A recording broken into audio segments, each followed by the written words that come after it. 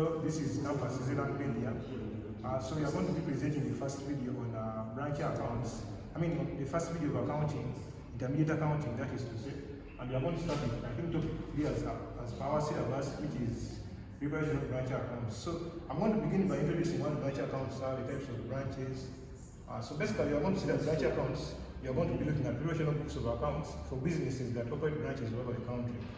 And you are going to see that we have various types of branches when you are preparing the branch accounts. We have central controlled branches, central controlled branches. We have autonomous branches, which are also known as independent branches. Autonomous, which are also known as independent branches. And we also have foreign branches. So I'm going to elaborate what each one of these means. So central control branches, we're looking at businesses that prepare their books of accounts, or branches that are controlled at the head office. For instance, you can be having maybe it can be where the head office is in maybe Calais, and it is having branches all over the country. So I want to say that for central control, their books of accounts are maintained at the head office, and even the purchase of goods, all the head office is the one who purchase the goods and send them to what? To the branches. The branches don't purchase goods on their own. So it is the head office to purchase goods and send them to what? The branches. That's why you call them central control. Everything is maintained at the head office. They don't maintain their own books of accounts, which is contrary to what? Autonomous branches, all independent branches. For independent branches, for them they are given autonomy. They are given that independence. First of all, to prepare their own books of accounts. I think that it is their own prepared by the head office, but the autonomous branches prepare their books of accounts. That's why we say they have a fully-fledged accounting system. They have their own account and also prepare their own books. And then also autonomous branches, they are given that independence to purchase their own goods from local suppliers, whereby the head office can also act as what? A supplier. That's why when we reach autonomous branches or independent branches, we are going to look at the relationship between the branch and the head office, as the relationship is going to be that of a supplier and what? A debtor or a creditor. So a creditor-debtor relationship. Then for any branches, basically these are branches whereby you have a business but it is having branches globally, in the outside world, outside of that country. But we are going to begin, basically we are going to begin with central controlled branches, then we shall look at the other types later. So central controlled branches are begun by saying these branches, for them the books of account are maintained, their books of accounts are maintained at the head office. And they don't purchase their own goods. The goods which they sell, which those central control branches sell, they are purchased by head office and then sent to the branches. The head office purchases all the goods and sends them to the head office. But then we are interested in accounting entries under central control. But the key thing to note here is, for central control branches, we say it is the head office to purchase goods, purchase all the goods and then send them to what? To the branches. But it sends them in two methods. One, it can send those goods at cost. Head office cost price, what they call cost price, head office cost price. In other words, the head office can purchase goods, let's say at 10 million, and send them to branch and instructs the branch to sell those goods at the same what? At the same figure, 10 million. You've purchased goods that you as the head office, you've purchased goods at 10 million, and you are sending them to the branches and instructing the branch to sell those goods at what? At that very cost price at which you bought the goods. That's why we say that's at cost price. But then the second method, the head office can send those goods. It can purchase the goods and then add the markup. They add the profit element to determine the selling price. So it can maybe, so the second method is whereby the head office purchases the goods and sends them to the branches at selling price. Selling price. What sometimes we call invoice value. Invoice value. Then other times you can say, the question can state that goods were dispatched from the head office to the branches at cost plus markup. At cost, forgive me for that, at cost plus. When they say cost plus, the same as saying they were set at a markup. Cost plus means markup, same thing as markup. So they can say that they send them at the markup, they send them at the markup, and they'll give you the percentage of those markup. So basically, when the head office purchases and sends those goods to the branches, it is in two ways. One, it can either send them at head office cost price, or it can send them at the selling price. In other words, it adds some profit percentage on the cost in terms of the selling price, and that's the price the branches are supposed to sell them. So we are going to be first, under central control, we are going to first look at the first method, whereby the head office purchases goods and sends them to the branches at cost price. Then this method, we shall look at it later. So basically, another set of control, we are going to start from here. The head office purchases goods and sends them at cost price. The head office cost price. So given you purchase them at maybe 10 million, then you make this one the branches to sell them at what? At the same 10 million. The head office cost price in other words. So our entries should be drawn what? The accounting entry. Because if you know the journal entry, the double entry that you are supposed to pass for various transactions, then you can solve any question relating to what? To relating to this set of control branches. So the first one, you can have a transaction saying when goods are sent, when goods are sent to the branches. But I'm under what? Central control, but basically, specifically looking at when they are sent at the cost price. So when goods are sent to the branches. So the accounting treatment is called the double entry, journal entries. Because the question can be specific, they can say prepare the ledger accounts or prepare the journal entries, which are two different things. When they say prepare the ledger accounts, it means you have to do T accounts and prepare those T accounts. But when they say prepare journal entries, you have to just pass the double entry. By debiting, you debit maybe a given detail, then you put a given figure, then another detail, then you put a given figure. So this is journal entries, but when they say prepare the necessary ledger accounts, then we go to preparation of T accounts. So the first one, when goods are sent to the branches, you have to understand that when goods are sent to the branches, the head office is now maintaining, because you say now center of control, it is the head office to maintain the books of account of the branches. So it is going to pass the double entry. It is going to be debiting the branch inventory account, because now the head office, the head office is trying to sell to the inventory, the head office is trying to sell through its branch is increasing. I think that's why we did this branch inventory. Then you credit the goods sent account. Goods sent account. Because you are going to see that the head office is going to get goods from somewhere or from some account, and they give it a special name, goods sent. So goods are used in this account and they are increasing in what? In the inventory account. So this is the first journal entry, I think, which is the first journal you can pass. Then you can look at when goods are returned. When goods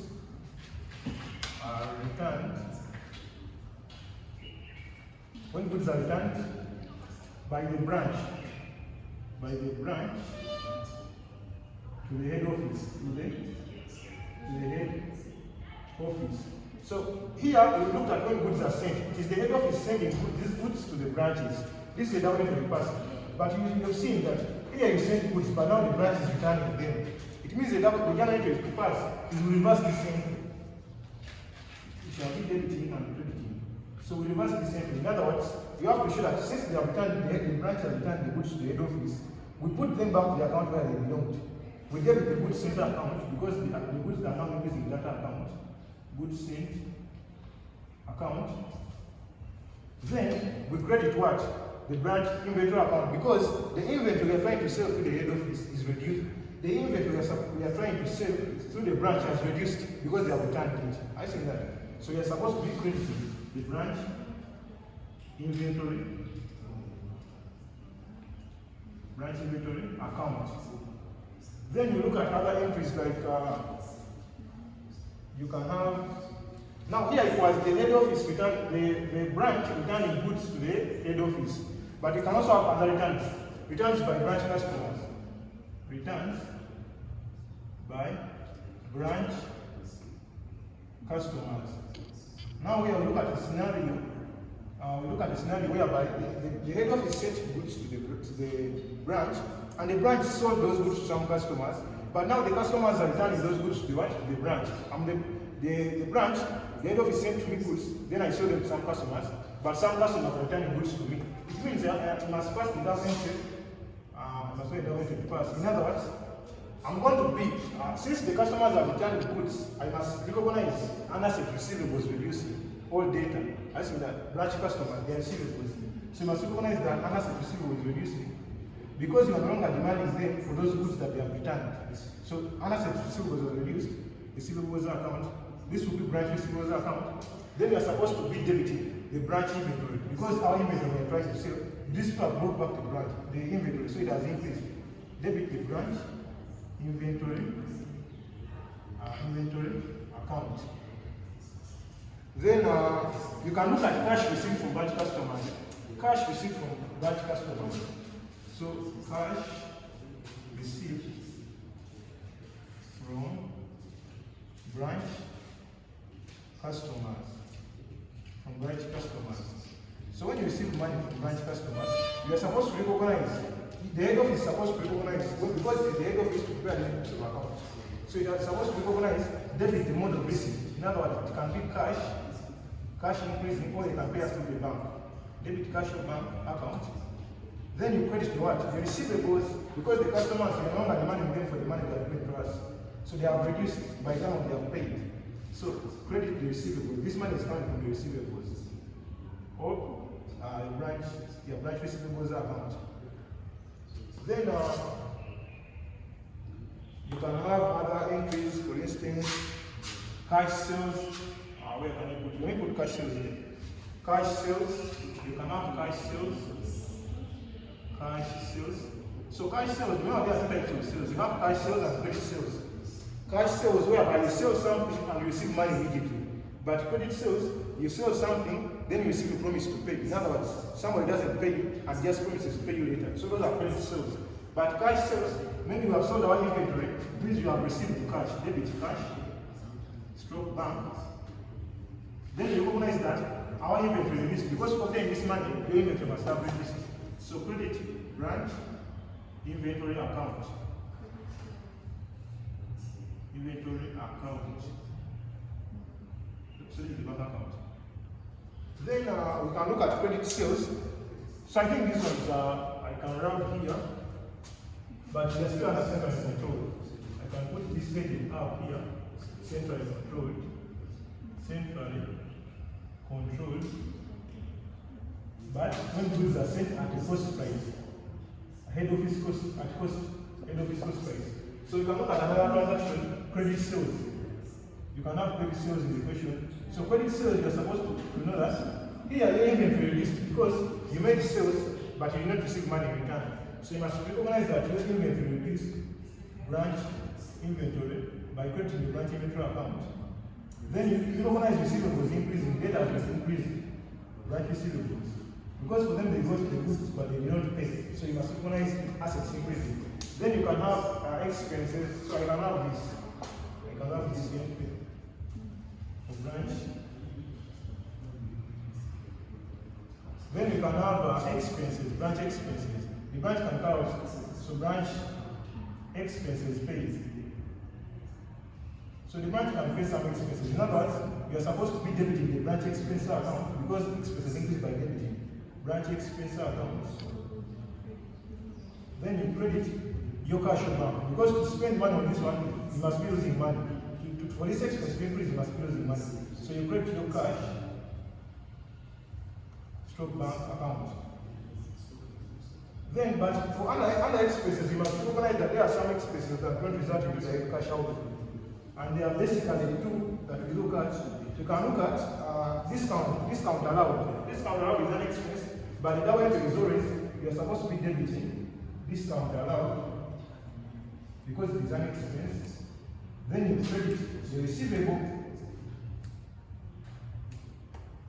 So you see, for other expenses, the result is like cash outflow because you are seeing the cash and bank account are involved in the double entry. But here, this is an expense, but you're not seeing cash involved. That's why we say for discount allowed or for budget written off, because you can have discount allowed here. Allowed. And you can have budget written off. Budget written off. So for budget written off, still we treat them in the same way. Because budget written off is an expense for the business. Debit, budget written off. Then you credit the receivables reduced.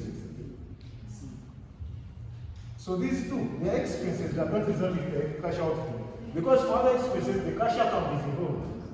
But here you're seeing that it is an expense, but you're not seeing the cash account involved. So, but when you are taking them on a branch, and on a branch account, we are not supposed to record this budget written off and the discount allowed. We are supposed to just record this under what? Expenses. This one must be debit the branch expense account. Expense account. And then also this one, we don't have an account for discount allowed, but we shall treat it under what? The branch expense account, and we maintain the credit entry. So here we shall also take to the branch expense account. So these are receivables account. Still here receivables account. Then you can have cash stolen. Cash stolen. So cash stolen. The transaction involves the cash stolen. So when cash is stolen, you must recognize that the branch cash at the branch is reducing. Debit branch cash account, credit the branch cash account because it is reducing if it is stolen. Then you debit an expense. You must recognize that the business is the one going to cater for that loss. That money that you have lost. So debit branch expense account with cash stolen. Then, if it is good stolen, you must recognize that your inventory at the branch reduced. That's why you have to be crediting the branch inventory account, because even if they steal your goods, your inventory reduces. So you credit that branch inventory account. Then you are supposed to be debiting the expense because it is the business going to put up with this stolen goods. So it is you debit the branch expense account. Expense account. Then you can have things like goods stolen. Of course, if you have things like normal loss of course still that's an expense. Normal loss on inventory. So you're supposed to be debiting if you meet a transaction showing normal loss. So you can make normal losses on your inventory. So you debit expenses still because it's the cater for that loss. Then you credit. You debit the branch expense account. Then you credit the inventory to reduce the branch inventory account. So all these accounts that we are seeing, all these other entries that we are seeing, that debit, credit, all these ones must be there, must have their own key accounts. Because you are going to see that exactly what happens in the journal entries. Because these are journal entries. When I pass this is passing the journal entry. Or when I pass this, still this is passing the journal entry, these ones. So it means everything that you are seeing here being passed the journal entry must have its own key account. Because exactly what happens in the journal entry is exactly what happens in the key account. Maybe I'm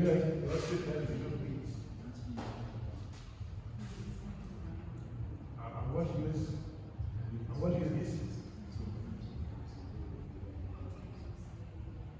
So for instance, here in this journal entry, we are seeing that credit sales. When we say transaction involves the credit sales, we debit the receivables, increasing then credit inventory. So it means here I'll be having the T account of the branch receivables account. Branch receivables account, and I also be having the T account somewhere for the corresponding domain to which is branch inventory account. Branch inventory account. So everything that happens in the journal entry or in the journal entries is exactly what happens in the T account.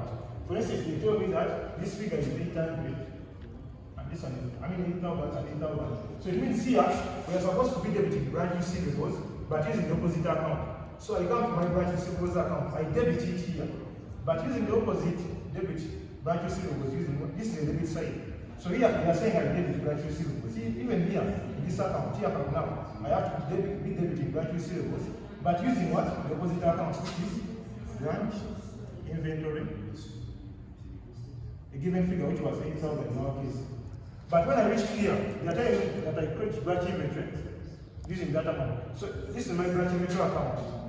I must be credited it because of this, but using the opposite account. So I go to the credit side. I credit it using what? Branch receivables. Oh, 8,000 still. So here I have moved the debit. This is the debit and this is the credit.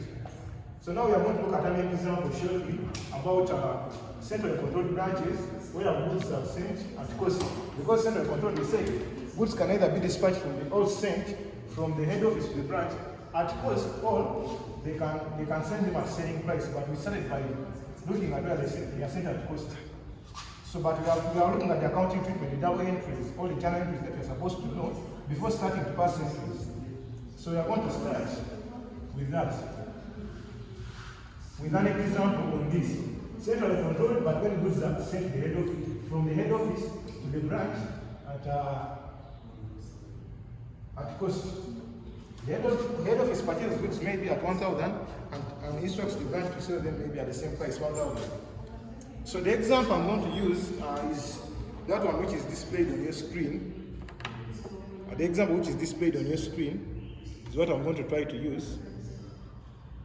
So the example is on, they are saying Reco Industries Limited in Kasese operates a branch in Kabale. The following information is available for the Kabale branch for their ended 31st December 2001. So I think you can basically take a peek of it. You can basically take a peek of it. Or yeah, you can take a peek of it so you can be following. Or you can pause the video and first copy down the question so that you follow as we go through that exam.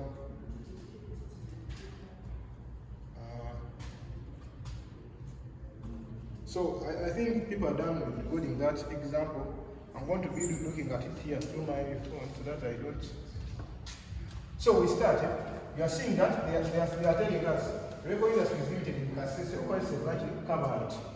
And they are saying the following information is available for the Kabale branch for the end. So it is Reco Industries Limited operating a branch in Kabale, and they are giving us information related to that branch.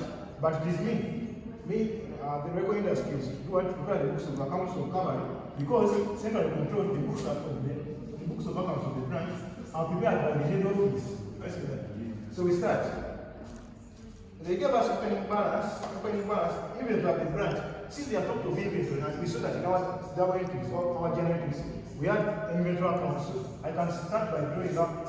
So basically that question, at the end of the question, you are saying that we are required to prepare the necessary ledger accounts in the head office books for Kabale branch for their end 31st December 2001, and the all goods were invoiced at cost. They have said all goods were invoiced at cost. I think that. So we are going to start. So they gave us the opening inventory at branch. So the mere fact that they're talking about the inventory and must have a branch inventory account, they have said we prepare the necessary ledger accounts. They haven't said we prepare journal entries. Because if they have said we prepare journal entries, we would just be debiting and crediting and putting debit branch inventory. I think that, but here they have said we prepare the ledger accounts, which are the accounts we are going to start. So it means the mere fact that they are giving us the inventory branch opening balance, and must have a branch. This PR represents branch. So branch inventory account. Then maybe first let's do this. I must have a branch inventory account somewhere. And then because I'm the head office now preparing the books of the branch inventory account. Then they have given us the opening balance. They have said inventory branch, okay? The opening balance. So it means inventory is an asset, its opening balance must be decided. So the balance brought down is here, which is 110,000. Then they have told me that accounts receivable, the opening balance still. It means that you must have the branch accounts receivables account. I must have branch receivables account here. Branch receivables account, because they are talking about accounts receivable. Branch receivables account. They have also given me the opening balance.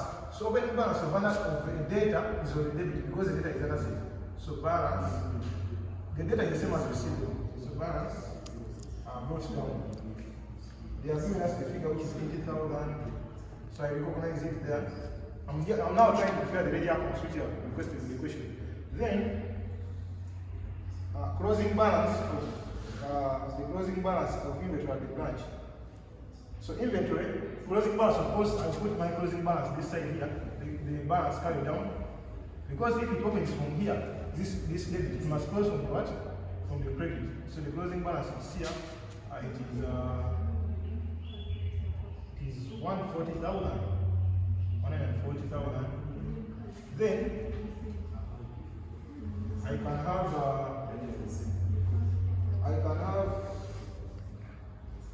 then transactions for there. They gave us transactions for there. So when you reach that point of transactions for there, you must now utilize the double entries you passed before. The double entries, you must know the double entries so that you can use the post-entity accounts or the ledger accounts. They told us goods sent to the branch by the head office. So goods sent to the branch by the head office. The double entry is debit. What goods are sent to the branch by the head office? Debit the branch inventory account because the inventory are sent to the branch is increasing. Then you credit the goods center account. Because goods are using this account and they're sending them to your branch. Goods sent account. So it means that I still have it. Branch inventory account which we already have, but I must also have a goods sent account. So I can put goods sent account here. Goods sent account. And they are saying us that goods sent to the branch. Opening goods sent to the branch by the head office. They are giving us a figure. So I'm supposed to put them in the branch inventory here, then I create the goods sent. So I'm going to start with this one. Debit branch inventory. So this is our branch inventory account. I'm supposed to be debiting it using goods sent because it's a deposit account. So goods sent, I'm debiting it because it is debited in January 20. They gave us a figure of goods sent, which is 1.2. So I record that 1.2. Then I credit. They are saying I credit goods sent. So I credit goods sent account with branch inventory. So this is the branch inventory, which is 1.2. Then I go to the next transaction. Goods returned by the branch to the head office. We sent goods and now the branch is returning them. Okay. We got to goods returned by the branch to the head office. We sent goods here. These were goods sent to the branch. Now the head office is returning them. Returns. The branch is returning them. Returns by the branch to head office. So when goods are returned, it means we reverse the same. We are supposed to be putting them back into this account where they came from. Then we goods center account. Then we credit the branch inventory. The inventory we are trying to sell the branch after using. So you shall be using initial returns. So you're supposed to be crediting branch inventory using returns. Credit branch inventory. Here, for the case of returns, you may not use the opposite account. Or you may not, you are going to be able to do the same, but you are not using it. You are going to use the initial returns. So, but you are going to still be debiting. Debit goods sent using returns. Returns, which were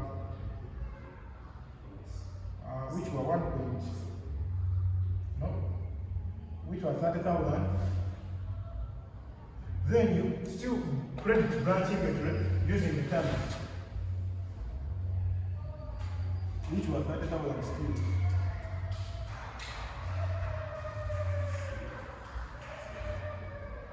Then you go to the other transactions, cash sales. When you make cash sales, you're supposed to be debiting your cash because it's increasing. Then you credit the inventory using branch inventory. So we pass the down to still. Branch inventory is credited here with cash sales because inventory used and paid money.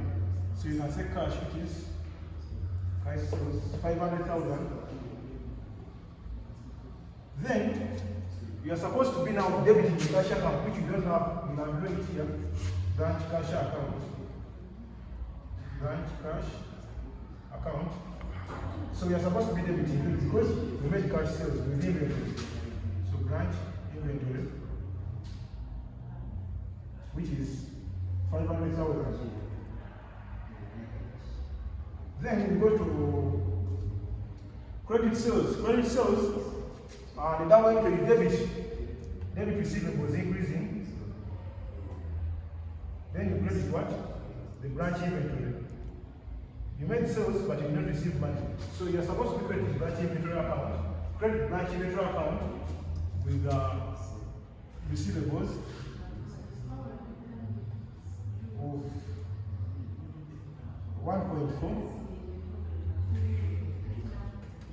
Then you recognize the receivable increasing here. Debit receivables with branch inventory of 1,400,000. Then you continue, you go to goods stored at the branch. When goods are stored, you recognize an expense. So you must have a branch expense account. You must have a branch expense account somewhere. You recognize that. So you shall go back and check the down entries. You're going to say when goods are stored, you must feed them in the branch expense account. So this is the branch expense account. So when goods are stored, I must feed them in the branch expense because those are expenses we are not looking at for the business. So goods stored which were good students, 10,000. Then, good students. So when goods are sold, our inventory still reduces. So you credit the inventory using good student as the detail. Good student, which is 10,000 still. Then we go to bad debt student. Bad debt student, we say those are expenses that don't result into the cash outflow. So we debit bad debt student, but in this case we debit the expense account using bad debts written off, which are the figure is bad debt student, 15,000. Then we credit our receivables. I mean, we debit this expense and we credit our inventory. No, we credit the receivables. Because if bad debt is the receivable is reducing, debit the expense account, credit the receivable because it is reducing. You are no longer demanding money for that person who has maybe died. So credit the receivable with bad debts written off. Bad debts written off. It is 15,000. Then we go to discount allowed to customers. Still, that is an expense. Expenses. We talked to two expenses that don't result in the cash outflow. That was discount allowed and bad debts written off. So you recognize them in the expense account. So discount allowed is 24,000. Then the corresponding entry goes to receivable. If you allow a discount to receivable, you are no longer demanding this for the discount you've allowed to them. So this must be discount allowed, the corresponding entry, which is discount allowed. The figure is 24,000. Then we have cash received from branch customers. When you receive money from branch customers, people recognize that the receivables are reduced, and then you credit your cash. Are you seeing that? So you receive money, you're supposed to be debiting the branch customers using cash, which is 1.26, 1 million. Then you recognize that your cash increased, and that is receivables. 1,260.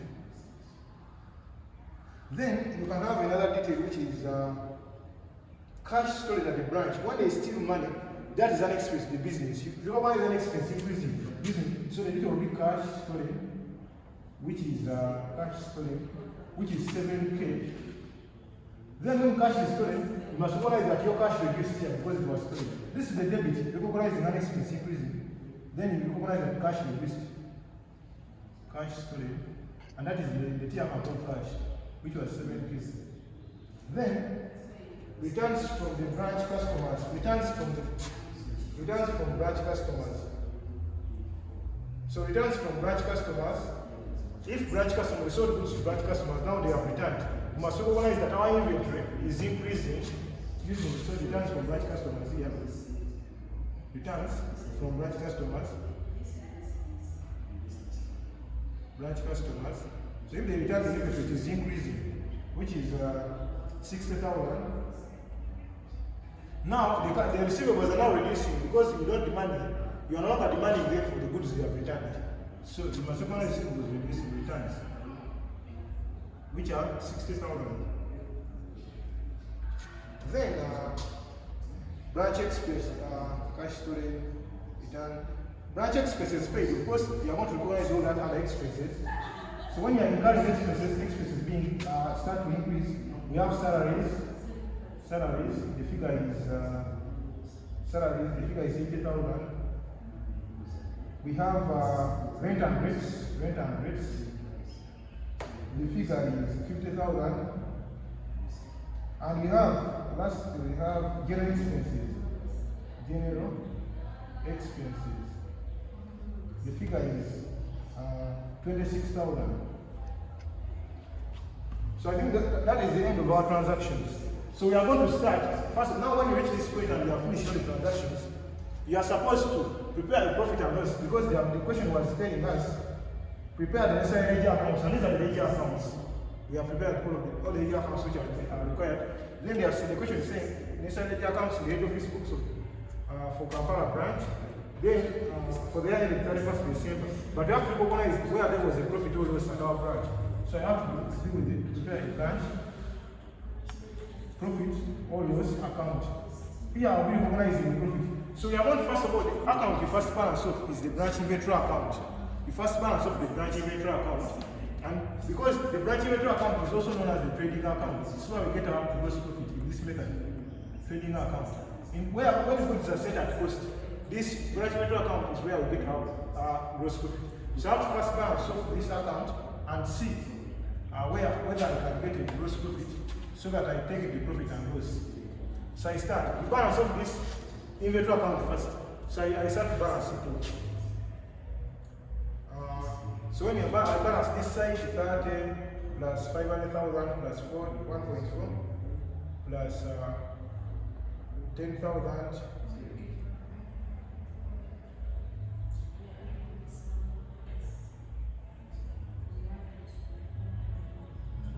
I'm getting 2.08 as my total. 2,080,000, and even here I have 2,080,000. The total is this side. I think this side was greater, and I'm getting 2,080,000 still. So it means since that side was greater, this is 1.4, 530, 10 at least. So this side is greater. This side is 2.08. So this side is less. So I can subtract and know 2.08 minus that, the sum of this. So when you subtract, when you subtract here, comes to let me subtract here, 110, 1.2, 60,000. So from this figure, I'm getting my remaining balance of 710,000. So this acts as my gross profit. So this acts as my gross profit, this figure, because the balancing figure is this side. Because I told you this branch inventory is also known as our trading account. So when I get this figure on the debit, it means if I take the profit and loss account, this one, it is going to be on the credit, which is the numerator balance of what? Of profit. Because profit is an income. And incomes, there are no balances of credit. So I say, I recognize that gross profit is 710. Then, so the balance of this, if you get this side, the balance figure from this side, it means in our P&L, you can't get it on the debit, and even the P&L, it appears on the debit. It has to be on the credit. And when it is on the credit, obviously that's the normal balance for what? For incomes increasing or profits, because profits are incomes. But if it was on this side, that would be a gross loss. Because if it is this side, this balancing figure, this figure we got, if you add it this side, it means in the P&L it will be on the debit, and a debit on the profit and loss is a loss or an expense. So this qualifies it to be a gross profit. Because if it is on the debit, when you take the profit and loss, it will be on the credit, and that's a profit in our profit and loss income statement. Then, after that, then you have to balance off the expense account. You have to balance off the expense account because we know that in the trading account or in the income statement, gross profit after adding on other incomes, when you less expenses, you can get your net profit. So here, we are going to first add this and you see 10,000 plus 15 plus 24 plus 7 plus 80,000 plus 50 plus 26. So I'm getting 212,000, and this is 212,000. So obviously the carry down has to appear here. So it will be, the figure to take the profit and loss will be this 200, because it is the figure that we bring as the balance. So it is 212, the balancing figure. So I can take this figure, since it is on the credit, in the profit and loss will be on what? On the debit. We get it from the credit side and we bring it on the debit side. So I put it here, branch expenses, 212. So when I balance off this account, I'm saying this is the bigger side, so I'll be having 710. Even here, 710 is the bigger side. Then when I subtract 710 minus 710 minus 212, 710 minus 212. So we'll be getting 498. Yeah, 498. So it means when you get that 498, it is going to be our gross profit because it is this side. I mean net profit. So net profit will be 498. Obviously, it is in the profit and loss it disappears here. But when you carry it, when this one is brought down in the next accounting period, it will achieve its numerical balance, the credit side, which shows that it is a profit. So we end there. We end there with this method. When goods are so basically, what to note is after preparing the T accounts, this inventory account is our trading account. So you have to balance it and get the gross profit from there and post it to the profit and loss account, the branch profit and loss. Still, we balance it to the expense account, and then we post it on the debit side of the profit and loss. We less the expenses from the gross profit to get our net profit, and that will be the branch profit that the business is making. Thank you for subscribing. Thank you for attending to this video. We remain Campus EasyLearn Media, trying to facilitate accounting and maybe other questions if possible. But basically, today we are looking at branch accounts, and the first method, under central control branches, when goods are sent at cost. Thank you for watching the video. We are going to meet again, and we are going to make another video showing when goods are sent at selling price. And still under central control, but goods are sent from the head office to the branch at selling price, all invoice value, which is the same as sent at a markup, all cost plus. Thank you for subscribing.